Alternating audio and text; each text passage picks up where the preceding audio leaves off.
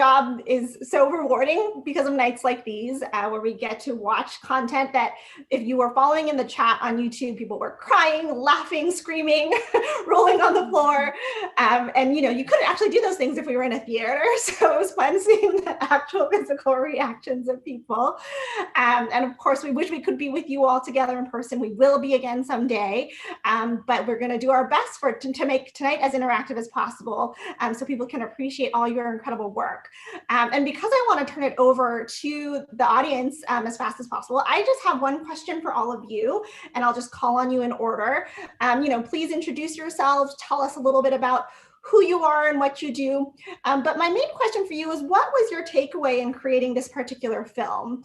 And it could be a practical takeaway, like you learned something really important in the process of filmmaking, or a philosophical takeaway, either from your story or your thoughts on filmmaking right now, how filmmaking has affected or improved your life during COVID, anything like that. So, what is the one thing you want to impart with this audience about the experience of creating these particular stories? So I'll just go back in the same order, and I'll start with you, Vicki.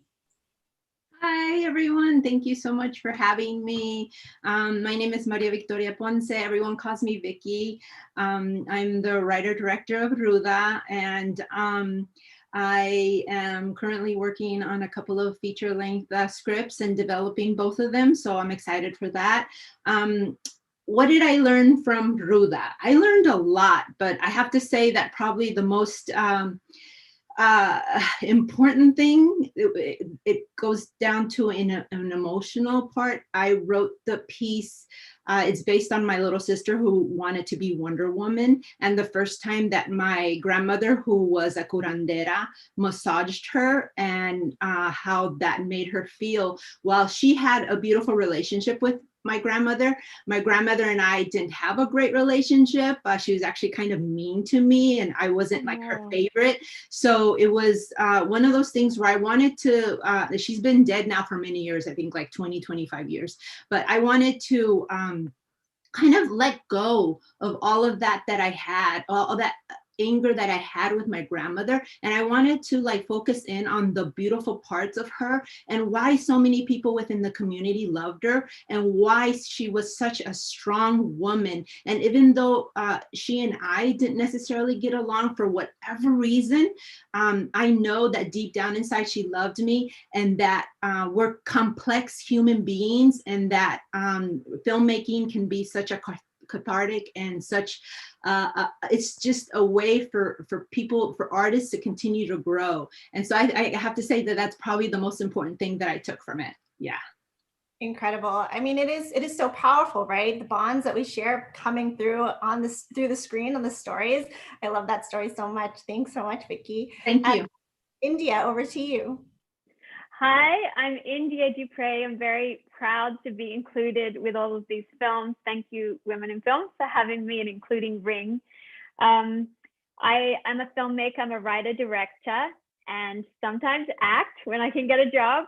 And what I took away from making Ring was the film with the doorbell, was work with people who you love and people that love and support you. So it was so exciting to cast my friends who had been watching acting for years, and to have them be a part of this was so wonderful. And they all just gave everything. Nobody expected to be paid.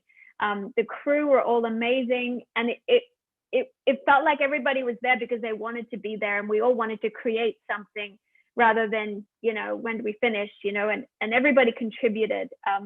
My cousin was visiting from Canada, and one of the police outfits didn't fit the actor who was supposed to wear it. So my cousin stepped in as the policeman, and he, had learned all these things from watching video games. So, so I learned to be flexible, and I just had a great time. And the good thing is if you work with people who you like to be around, if the film gets to go to festivals, you can travel with them and do things together with them, and that's a wonderful experience. And I have a horror film I'm writing right now, a TV series about the birth of Venice Beach, about Abbot Kinney and his chauffeur, set in 1906, and a feature film set in Australia. And my sister is watching from Australia, so just saying hi.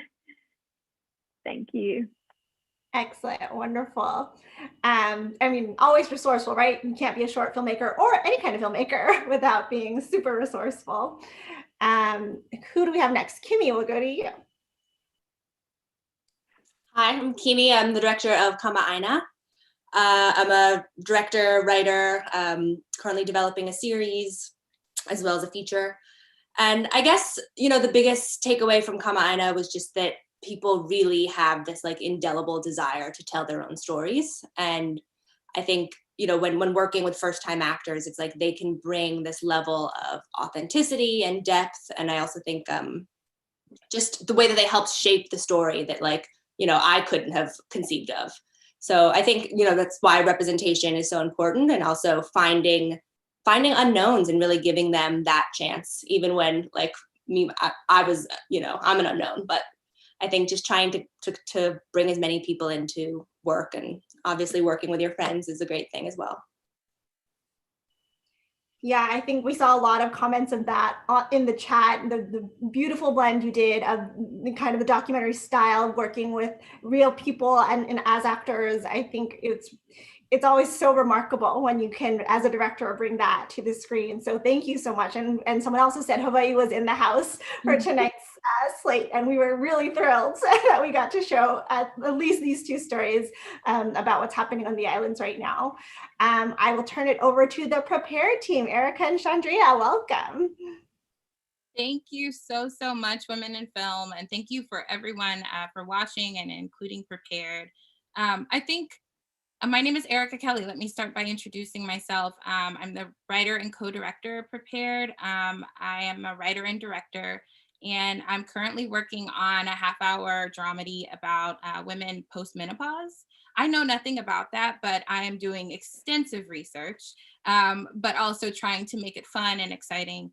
But the other thing that I have to say, and making Prepared, we filmed Prepared, and the name speaks for itself, of trying to be prepared and having this kind of outline of shot list and, you know, an extensive detailed rehearsal and this. And then the weekend that we filmed was the tragic loss of Kobe Bryant. So the day that we filmed, that Sunday, you know, we all got notes on our phone and messages on our social media that his tragic loss had occurred. And so, you know, Chandria and I kind of stepped outside and were like, never could have prepared for this.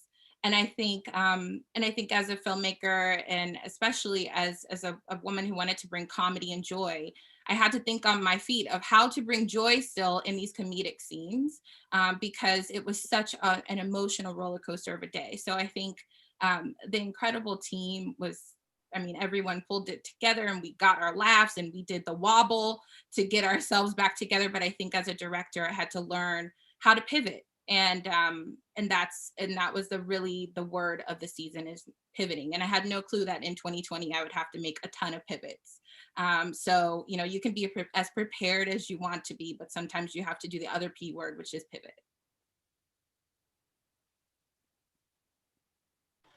Hi, everyone. I'm Chandria Evans, co-director and producer of Prepared. And currently I'm working on a half-hour dramedy about two women of color, besties, who are entering the very white co-working space, and how they enter the boss babes of it all. Something that I wanted to say, that I really wanted to echo what India and Kimmy said just about choosing your friends to work with. Something very early on that I discovered with Erica is that, like, we connect on an atomic level. Like, we were in our homes together, like eating late at night, going over shot lists, like she said, like we got very intimate and close together. So like, you have to make sure that you are working with people that you love, because at the end of the day, we've got all of these things thrown at us. Like, you have to make sure that you can have someone to piggyback on and make sure that your vision stays true to what it is. So really making sure that you collaborate with people who you trust and love. Love that. I think collective and community is truly a theme of WIF's work. And we need that more than ever right now, because if you're going to be working with someone, you're kind of stuck with them in a house in the moment. So that's a very real and practical piece of advice. Jess, over to you. Hello, everyone. I'm Jess Carson, the writer-director of You. Currently working on my feature director debut and also a historical limited series starring a Black female pirate.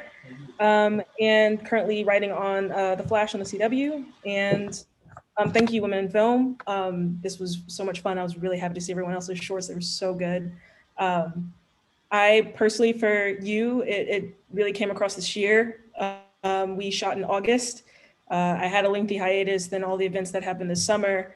I've always been a big mental health person, and particularly this year, I wanted to just do something that had that kind of weird, bittersweet hope that we try to cling on to keep going every day. So universally, this is my ode to mental health, but more particularly casting Kim, because this specifically is kind of my love letter to Black women and our mental health and our struggles, our vulnerability and our humanity. And a bit of a release, because I was going slowly insane this year and I needed to make something. And Kim was around, and Sarah, my DP, was also around, and we were kind of in our little bubbles, and it was a catharsis for myself. And I'm also really happy that it seems to have reached some people. So that makes me very happy. So, take care of yourselves, guys. Yeah, absolutely. I think I feel like I hear it too. Filmmaking as a care practice is really remarkable. I don't know that everyone could do that. But I think it's such an important, as storytellers, to hold that and the life-giving spirit and energy of filmmaking, especially in these films, that I felt throughout the evening, really important to embrace. Jelena, how about your takeaway? Hi, everyone. My name is Jelena Keen Lee, and I'm the director of Standing Above the Clouds, the short documentary. Thank you so much for being here and for watching. I think for me, one big takeaway, in addition to what everyone said about the importance of collaboration and having a team that you really, feel really comfortable with, I would add one other P to the other two that were said, which especially relates to documentary, of seeing it as a practice of patience and learning how to hold space from behind the camera. So I think that was one of my biggest takeaways of making this film. And we're actually expanding the short into a feature-length documentary that follows the same characters, and we're entering into post-production this year.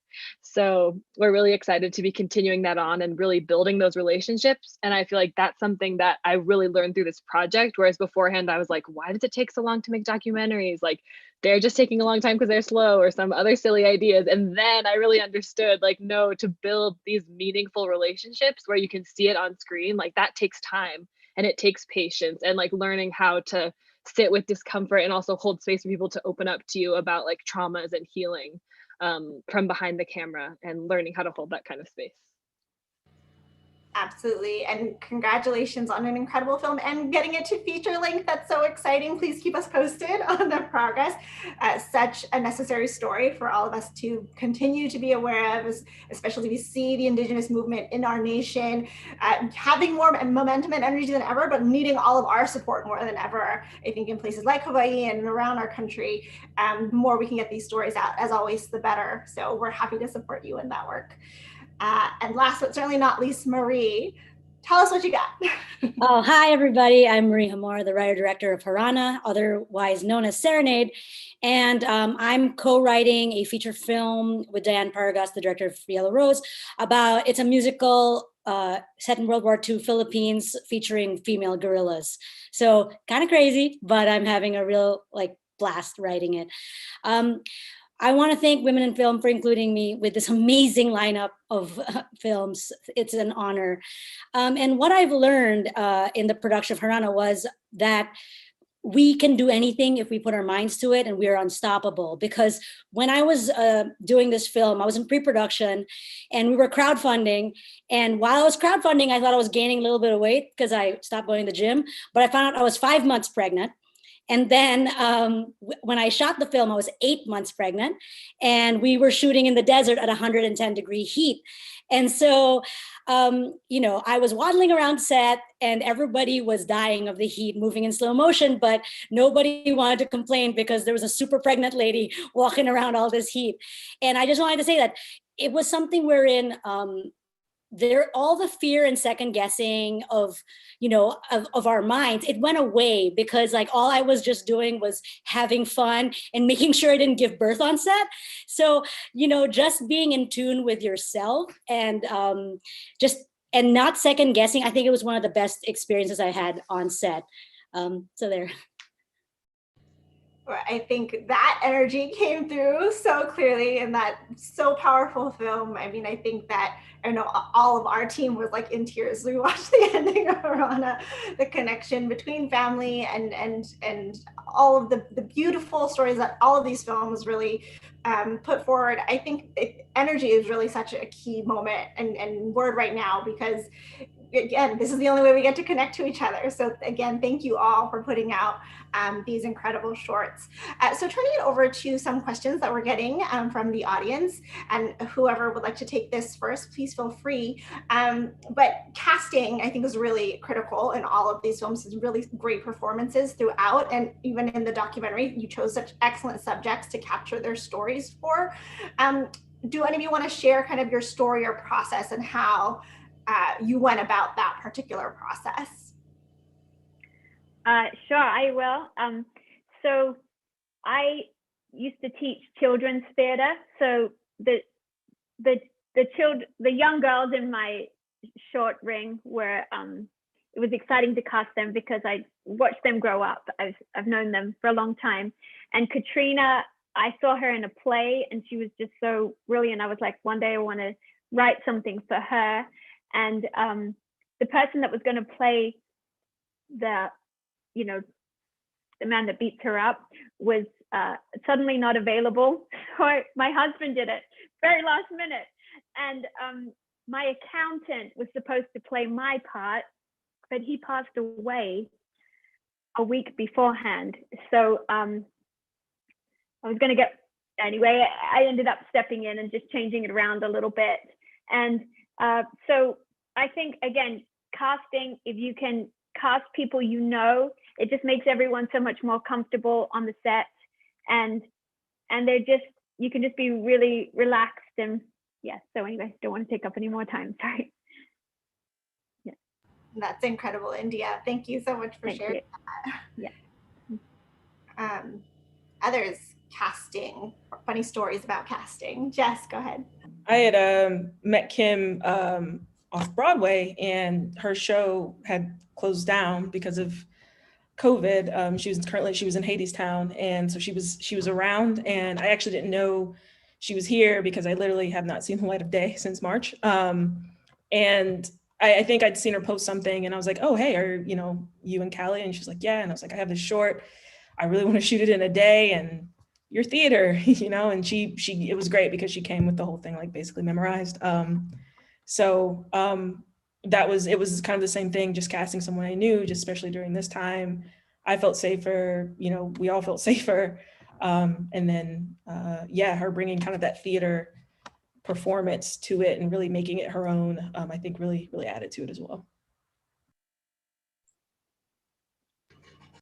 Sure. So I tend to work a lot with non-actors because that's just how I end up working for whatever reason. I hope to work with a lot of actors soon, but most of the women in the short are actually my cousins. They're all family members. And the lead told me, I want to say like maybe 6 months before I started to work on the short, I want to act, and I was kind of apprehensive because she tends to be very kind of reserved and within herself, and so I was worried. But in the end, she just took the role and she just ran with it. And so what I like to do is with everyone that I cast is that I see who I'm going to work with, and then I adjust the script to who they are. The grandmother, she's an actual curandera. I was worried about finding someone that could play the part, so I looked for a curandera in the Bay Area, and I was able to meet her, and we just hit it off. And so she did such a great job. So that was my Oh, it's Go well, ahead, Eric. I just have, so we were able to work with the amazing and talented Cheryl Lee Ralph as Dr. Richards. And she, of course, has been in many things, Moesha to, name just one of many. But I remember talking to Chandria, and most of my friends know this about me, that I have big goals. I mean, like above the clouds for sure. And I'm sure that my my friends all think that, how are you going to do that? And so I said, well, I'll reach out and I'll just write a letter and ask my friend who does casting. And I wrote this letter, and Chandria is definitely the one who keeps some balance, because we definitely were like, well, maybe we should think about other people just in case a very famous actor is not available to work on your short film. And so I remember driving and I got a message back like, Cheryl Lee Ralph is in. And I pulled over and I did a happy dance outside. I don't think I ever told my parents, but I pulled over because I stepped out of the house because the Wi-Fi was acting up. And so I was like using my hotspot and all this craziness. And then I got this message and I stepped out, did a happy dance. Person pulled in the parking lot. I got back in the car and I drove off because I was like, oh my gosh, I'm sure they think I'm insane. But I think just that's the amount of joy that I had for this, one of the cast members. It was like when anybody signed on and said that they would want to be a part of it, I was like, oh my gosh, I'm building a family. And I feel like anyone who said yes when I asked them, I did a happy dance. So including, it doesn't matter who they were. It was just amazing to have them on board. Yeah, notable chemistry in Prepared. And comedy requires that, right? So well done. Kimmy, I think you were going to go next. So, I'm also a TV writer. So I was writing this pilot that was set very much sort of in the world of my short. And while I was doing that, I just became very obsessed with Twinkle, who's this real woman, and, had her on my vision board as I was writing. And my sister, who's a journalist, she was like, we should just try to find her, like, let's reach out to all of these local, other journalists who have done stories on her. And finally, someone, gave me her number and was like, I'm going to be the middleman and make sure she's okay with meeting you and blah, blah, blah. And then a week later, we were like swimming in the ocean together. And it was this sort of bizarre, like literal manifestation, it felt like, to some degree. And it was a little tricky at times too, because she obviously is running this village, and one of our sessions with trying to interview her, she was actually at Mauna Kea, which is cool. And then for Malia, I had met with a casting director and had seen a bunch of reads, but just didn't feel that I really was getting the authenticity, and really wanted someone who had either lived something very similar or could bring their own perspective. And on my last day of scouting, Malia came up to me in a Starbucks and was sort of joking, and we exchanged Instagrams and stayed in touch for about a year.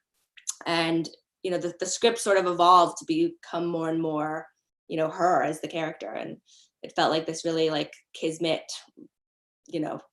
bizarre meeting, but I'm so lucky that I went to Starbucks that day, I guess. Yeah, I think, again, the authenticity of your story in particular, you did it right. Organic as that process was. Congratulations, truly, on being able to mine the beauty of those real stories for this film. Chandria, yeah, go ahead. Just thought of something, Erica.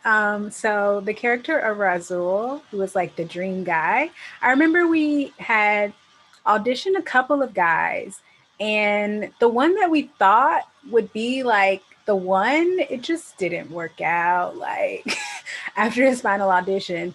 And Erica is so sad. She's like, oh no, like I don't have my Razul. If I don't have Razul, like we don't have Prepared. Like, what are we gonna do? And I had just finished working on Insecure. And so I just got really cool with this guy on the props team. And I was like, oh, I know a Razul. Like, he's got the dreads, he is fine, like, and he's super cool. And we read him with our actor, and they just had great chemistry. So that's just an example of, networking always as a director, like thinking of who could play this, like who could I use for that? And just things magically, like you said, manifest and come together as they should. So. Love that. Always be casting is a lesson here. And now moving behind the camera a bit, there are a lot of comments as we're moving through the films, particularly for India, because of the uniqueness of how you shot your film, people wanting to know the process and how you shot that. But also I think for anyone as filmmakers speaking to your process, thinking about the artistic vision you had for your shoots. Well, I was inspired by watching the Ring video footage of my neighbors and all the things I would hear. And so I wrote the script very quickly, and I mentioned to a friend of mine who's a cameraman that I wanted to shoot this. And the next thing I know, he had put aside the day. So there's nothing like a deadline. So suddenly I had to kind of, finish the script and put it all together. So it all happened in about 2 weeks, which is so refreshing because some of the other films I've written, I've probably spent 5 years writing certain scripts and they just take so long and you're going over every word.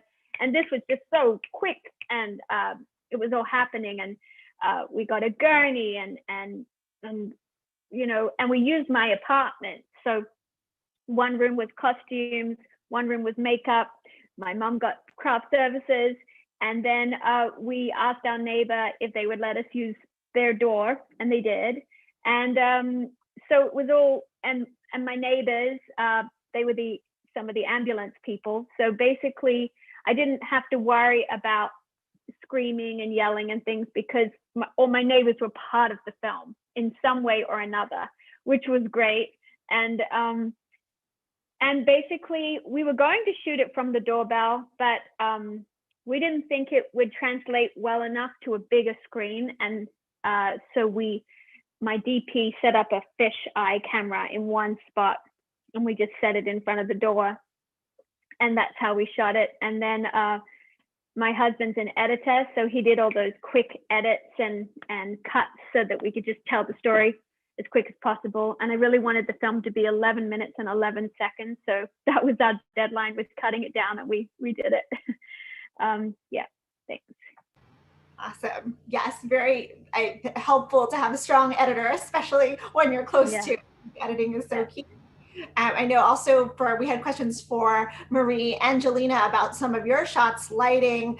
Jelena, your last shot in particular, tell us about some of those elements, whoever wants to go first.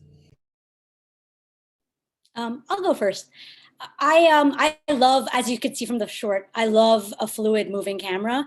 And it was always my dream, growing up in the Philippines and watching American films, to have a moving camera and you go through different people, but you land on Filipinos in America, which I'd never seen before. And so that's where that opening scene comes from. And it was a lot of fun shooting it because we could only afford six slot machines. So the shot is actually broken up into 3 because with like hidden cuts, because we had to move slot machines in one angle and then one other angle and then like cut the shot and then move the slot machines again. So we could use our production design budget very wisely. And same goes for the ending. I'm a musician, so that's where the love, where there's a musical part, and it's almost like it feels like the camera's moving through the band, and I wanted to capture that moment when you're in a band and you're jamming a song for the first time and there's like that little electricity that you have there. I really wanted to try to find a way to capture that on camera. So I hope we did. I was the cinematographer for Standing Above the Clouds as well. And at first, when I was first starting the film, I didn't really know how to talk about my visual style or exactly what I was looking for because the communication from me to me was seamless. But then when I started hiring, an additional shooter or someone like that, I started having to actually articulate, okay, how am I setting up my shots? Like, I only wanted to use prime lenses, even though it made my life really, really difficult on low f-stop because I really wanted that look. And then I also would often do a low angle. So it kind of feels like you have the perspective of the land and also so that the women are situated against the heavens. And because at the horizon level, there could be like cars and other things like that. But when you kind of situate it upwards, it feels like that standing above the clouds energy, I guess. So I developed that kind of language around that more and more. And that last shot was taken by this really incredible drone operator who was on the Mauna named Valen. And that day there was 7,000 people there. And we had got up for sunrise to shoot this music video called Mana Vahine Havane Rios' music video, small plug. And there was just so many people there. And I actually went to take a quick nap because I had been up so long. And somehow, and on the Mauna, there's like this big road and then there's two sides. And I was like kind of far on one side in my tent taking a nap. And somehow I heard like across the street, Auntie Pua's voice on the loudspeaker being like, "Where's my camera crew? Jelena, let's get that shot." And I was like, somehow, and I'm usually a really heavy sleeper, but somehow it just awoke me from my nap and I was like, oh, like Auntie Pooh's calling me. And so I rushed across the street and everything just happened to align. And there was like over 1,000 certainly women that were there. And it was just so beautiful seeing it. And I'll never forget seeing like the footage of the drone going up and just crying because you couldn't even see how many people were there from the ground. It wasn't until we got that perspective that you could see it. And there was just so many beautiful similarities to the 2015 stand. And it meant so much just to see women standing together like that on the Ala, on the road that that the construction trucks are trying to get up to do construction on the TMT. I know I cry every time I see that shot. I've seen it quite a few times now. So I'm really glad you woke up. Anyone else want to talk about technical craft side or impart to other folks in the audience about lessons around shooting? I mean, I think really something that we also emphasize at WIF is that like you all are craftspeople, and that's so important to know. We got a lot of submissions for this night, and I think we picked some of the films that really show how like talent runs deep. And so just really want to give you the space and honor your abilities as visionaries, not just for story, but also for technical filmmaking. So congratulations to all of you on that. Any last words? Before I move into the fun stuff, financing. And I think, again, another really important part of our work is the whole package of filmmaking, right? It is day, night, years, months, it's all required of us. So we'd love to hear from any of you if you have notes to impart, especially if there are short filmmakers or people embarking on making shorts in the audience. What are we telling folks? How do you raise money to make films right now? It is still the number one question that all new filmmakers that come to us have. So does anyone have thoughts or stories to share around how you got these films made?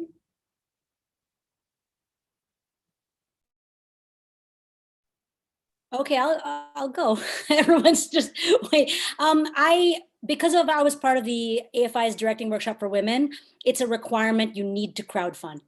And you need to raise from 20 to 40,000 to shoot for 5 days and have a script at around 17 pages, like very strict parameters. And so I did crowdfund. It's one of the hardest things that I've ever done. And I had a baby on set. I think crowdfunding was harder because it's like 30 days of working, plugging, and obviously I'm Filipino, so I don't like asking for money. I'm sure this is other other cultures feel like too, but Filipinos really don't like asking for money. And it was something I really had to set aside and say, and people had to say, you're not asking for money. It's almost like a pre-sale. People want to see your work and they're supporting your career, which is what I'm telling everybody here.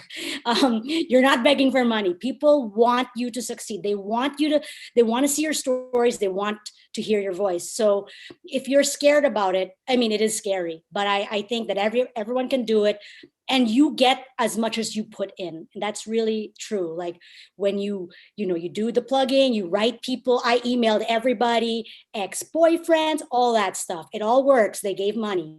So, so there, that's me.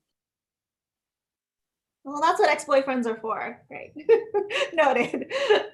Any other really useful tips? And also, I mean, as we see in the chat, yeah, crowdfunding is intimidating. It is, especially as women, I think we know this, like going in there, asking for what we need, asking for what we want, not necessarily things we're raised to do, right? How do we get past those hurdles? I'll also piggyback off of Marie. It was definitely the hardest thing. I did crowdfund for Prepared, and something that I want to just kind of give advice. I did my crowdfunding during the winter holidays, so December into January. So we have Christmas and we have New Year's, and most people are spending their money on presents and gifts and other holidays that are going on during that time. And so I had a lot of people say, you picked the worst time to crowdfund. But honestly, I will say it's probably the best time, because those are the times you can ask for gifts. You can ask for support from people to say, would you please support my film during the holiday season? If you were thinking of giving me a present, you can donate to my film. That's one part of it. But the other thing that I wish that I would have done, and this is something else for anyone, is doing events to crowdfund around. And right now you have an opportunity because people are bored and they need something exciting to do. And so if you can do a virtual event to crowdfund, or if you can do an event that's safe so that you can build, I think that would be a great way to build your monetary support for the project. Yeah, I also just wanted to add that I think when it comes to your own financial health, it can be a lot to put on a creative project, especially an early creative project, that it needs to pay all your bills. So if it's at all possible to put that pressure on other things, I think that can be really helpful. And I'm the co-founder of Breaktide Productions, which is an all woman of color video production company. So in addition to making documentaries, we also work with mission aligned brands and organizations to create video campaigns for them that are mostly on social media.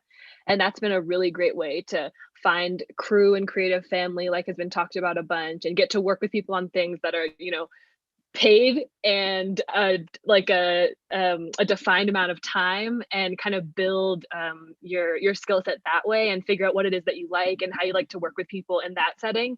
And then you don't have that pressure on your creative projects, because I think it's a lot more common that you'd be putting funds in than it, especially an early film, could like help support your rent or your life.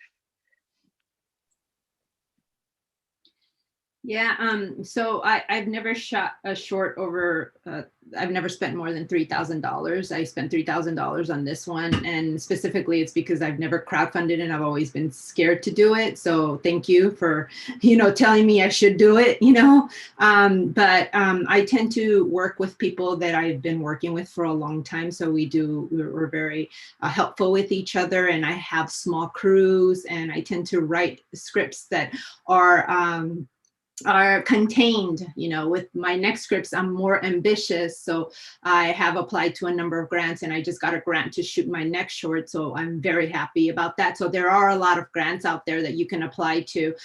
So definitely look out there for those grants because they are competitive, but if you work hard and you put in the effort, you can get them. I just got one, and I'm so thankful. So, but yeah, I tend to write small projects because I'm so worried about crowdfunding, but I'm going to crowdfund, I think, for my next one too. Thank you. She also crowdsourced emotional support, right, for the crowdfunding. So you need to do the fundraising, but also have your tribe around you to remind you it's okay. Totally. I mean, I think that's partially why, my short was in development for 3 years, was like saving up for it. And I was also simultaneously like saving up for a wedding, and realized as I was crunching numbers that the short was going to be so much more than I had thought. And I told my fiance, and he was just so gracious about it and was like, just make this film. And it kind of became the tagline of us making the film was like, do everything in love. Like if it was raining and we didn't get a scene, we're like, but here's a rainbow or whatever, it's sort of like do everything in love. And definitely, one of my closest friends played Shayla. 2 of my really close friends helped produce. My parents were like crafty. They were, props. I'll never forget, they each came in once, like knocking on my door, and they each had different bowls of period blood that would be used for her underwear. And they were like, which one's better? And my sister flew out and helped PA. It was really just, cousins, family, trying to get it made. And, I am so grateful that I made this film rather than try to have a wedding in 2020 or, I think it works out. So it takes time to save, though. That's the biggest impediment, I think, of female filmmakers, is the access. These are all such great, important tips. And again, comes back to community, having the right folks around you to really support. You cannot make films alone. That's it just doesn't work. So I wanted to take the last few moments just to ask all of you to share, you know, in this time, that this wild pandemic that we still find ourselves in, how are you moving forward in your work, right? What are you doing right now in order to stay creative? If you continue to film, how does that look for you? And if not, you know, what are you working towards or planning for as we begin to hopefully someday in the coming months emerge? And I'll go over to you, Jess. We haven't heard from you in a minute. Yeah, I'm just writing a lot. We're out with a show right now, and we're also out with to producers for my feature. And then again, I've been really lucky throughout most of this pandemic to be working on a show that shoots in Canada. So, you know, they've had the, you know, the CW, most of their shows are shooting up there. So they've been able to go with minimal barriers as far as, you know, besides everything that all the new protocols and everything. So I've been really lucky and fortunate in that right. And yeah, everything else, just writing. I'm actually doing I'm writing a short based off the feature just to kind of serve as a bit of a proof of concept. And depending on how things go over the next few months, I'm hoping to be shooting that this year, but you know, that could change tomorrow. So yeah, just doing everything to stay sane and keep my anxiety at the minimum, which is a job in itself. Truly. And also, you're welcome to share your anxiety tempering tips as well, because I think we all need them. Anyone else want to share how they're germinating and percolating in this moment? I'm happy to share. I'm writing a horror film, and it's interesting because I've had a little bit of a, you know, creative block, and so I find myself cleaning a lot and organizing things. And my husband's like, you better be writing 2 hours a day, because that's what I used to do. I used to do this thing where I'd get up every morning from 6 to 8 a.m. and write, because it would be before, you know, things start happening. And they say that if you write when you first wake up, before you check the news or anything, you tap into a part of your brain that's not as judgmental of yourself. So you can, you know, kind of write wild ideas and not be so judgmental. So I just started doing that again, and it's a good feeling. So I have to just turn off the internet, which has been really hard because of all of COVID and everything happening in politics. You kind of want to keep abreast of everything, but to be creative, sometimes you just have to shut that out, at least for a certain amount of time every day. So I would recommend that, cutting out a little portion of time, because you feel so much better as you go through the rest of the day, like you achieved something, or you gave something of yourself that hasn't existed before on page, you know. Yeah. I love that. Let's write non-judgmentally of ourselves. Yeah.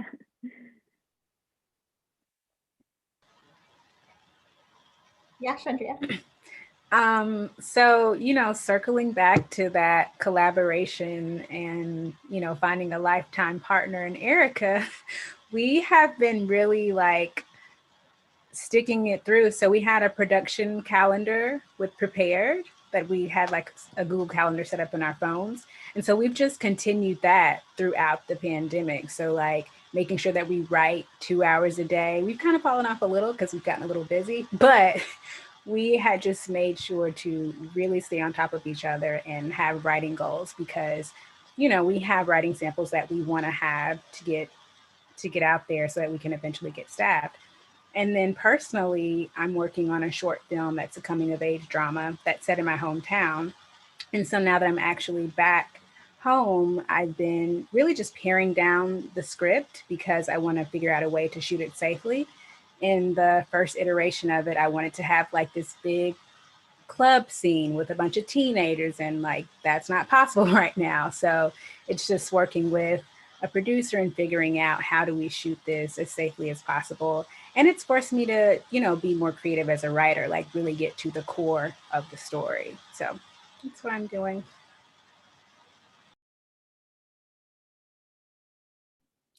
I'll go. So during this time, I realized that work makes me happy. So I wanted to pursue different things if I couldn't direct on set. So I have a production company called Indie Pop Films, and we focus on Asian American content with a lens on Philippine culture. So we invited more Filipinx directors to our production company, and we've been developing their projects along with ours, with mine. And that has been really great because I want to launch that this year. And then at the same time, I was very fortunate to get into the Lifetime Directing Shadowing Program, which allowed me to shadow a feature film during COVID, which is, one of the only times you can actually be on set. So I was in Atlanta for that, and it was really enlightening, and I was very happy to be able to see what it's like, what a day looks like, how what it's like to wear a mask for around 13, 14 hours a day, which is, not fun. And my childhood asthma came back. It's very interesting, but at the same time, it can be done. A feature film, it could be done with a house party scene with 30 extras. Like, things can happen in COVID, surprisingly, with all these protocols. So that's been great. And just right now, pitching the things that I've been writing last year. So crossing fingers. Sure, I can go. I am currently, I'm planning on shooting a short comedy and hopefully early April, and that one's also contained. So I also wrote it with COVID in mind and so forth. And then I'm also writing a horror short that I'm very excited about because I love horror, and it's something that I've always been scared to do, but it turns out that I'm kind of crazy. So I'm actually okay at it. So I'm excited about that. And then I'm also working on 2 feature-length films that I'm currently developing. One is a comedy and the other one's a drama.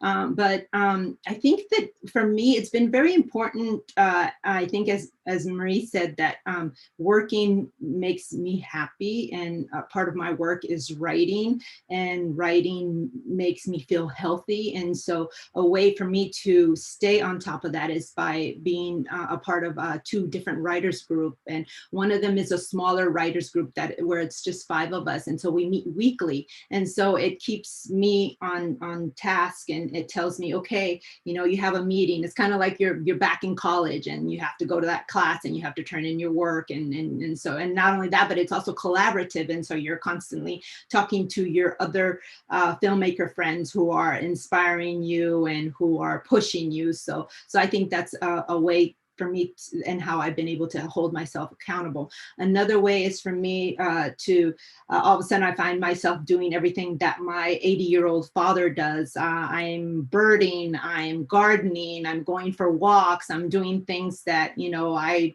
didn't do prior to this, but somehow for whatever reason it's enjoyable and it fulfills me, and it doesn't cost any money, and it's been my joy. So try and find your joy whatever way you can, because we're living through some very crazy times, and so we have to try and stay healthy and sane. But yeah. All right, Erica. Chandria said we have been keeping a writing schedule, which has been incredibly important during this time, because I find myself, prior to this, I was a producer for an HGTV reality series for renovations. And so I like doing interior design. So I find myself delving into that side of things to find my joy, but I have to get back on track to do my writing as well. So something else that has been keeping me writing, just because sometimes the scripts are so daunting right now, because in my mind, I'm like, oh, when am I going to be able to get this made, or even just get it in someone's hands? And so I've ventured into podcast writing.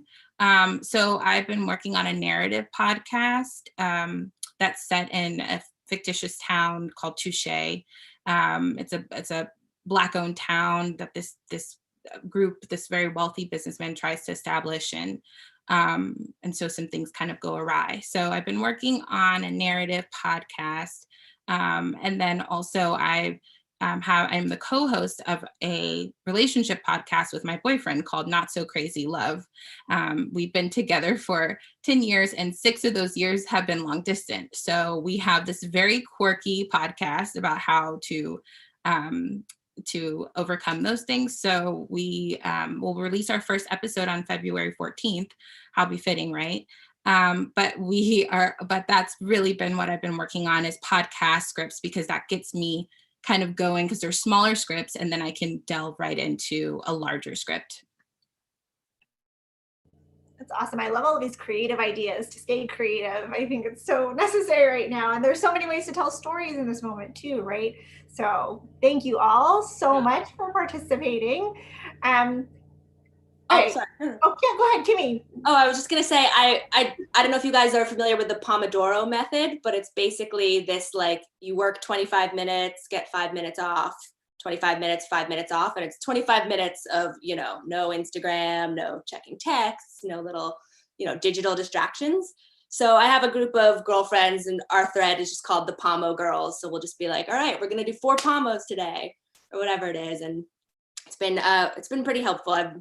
I was fortunate enough to sell my first show at the beginning of quarantine. So I've been very busy with that, but just feeling like, I think the fatigue of the monotony of every day sort of being the same, I think is grating on everybody. So trying to find community, I think, helps it feel less lonely, and accountability. And the Pomo method, there are great apps for it on iPhones. I really recommend it.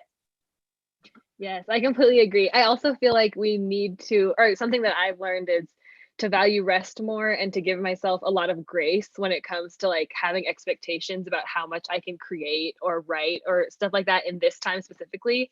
And I saw something early on like Twitter or something like that about how, sometimes it's a time when you're going to be writing a lot, and sometimes you're healing or growing into the person that you need to be to do that writing or do that creating.